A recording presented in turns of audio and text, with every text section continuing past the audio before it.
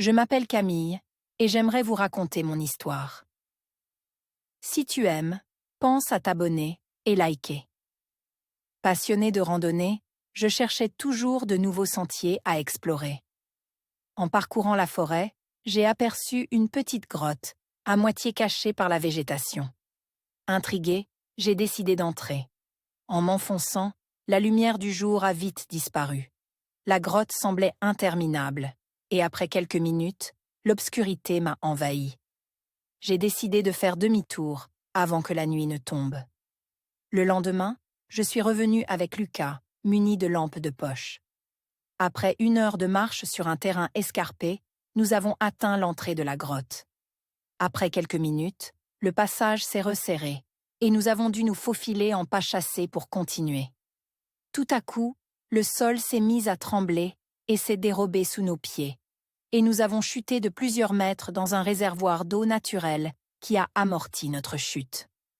En reprenant nos esprits, nous avons découvert une gigantesque cavité, éclairée par des milliers de verres luisants, de taille anormale. Mais la magie du moment a vite disparu lorsque nous avons senti la peur nous envahir.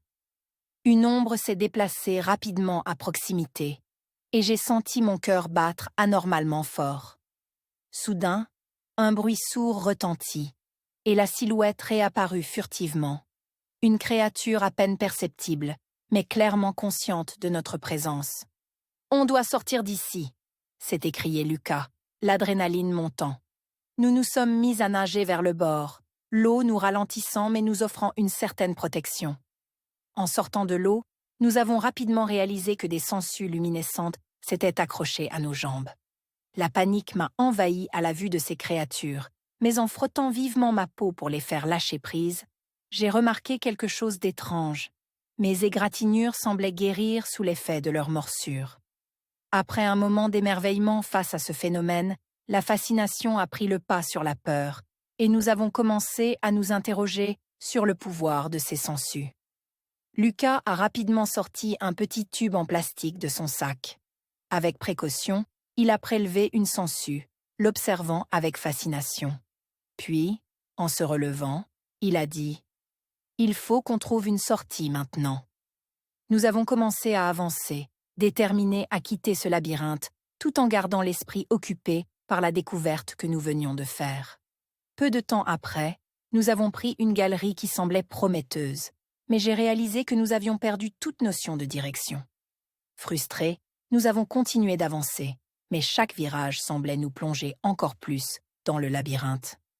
Un sentiment de désespoir a commencé à m'envahir.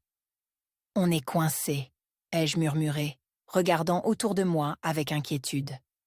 Je me suis tournée vers Lucas, attendant une réponse, mais à ce moment-là, j'ai aperçu la créature que nous avions vue plus tôt. Elle se tenait juste derrière lui. « Lucas !» ai-je crié.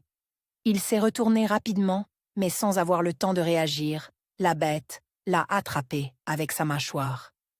Elle l'a soulevée comme une vulgaire poupée de chiffon et disparut, emportant avec elle mon ami de toujours. Je me suis effondrée, incapable de croire ce qui venait de se passer. Lucas, mon ami, emporté sans que je puisse rien faire. La peur et la culpabilité m'ont submergée. Après un moment, j'ai compris que rester là ne servait à rien. J'ai décidé de me relever, guidée par un léger souffle d'air que je n'avais pas remarqué auparavant. Finalement, j'ai aperçu une lueur au loin. Je me suis dirigée vers elle, me faufilant à travers un passage étroit, à peine assez large pour moi.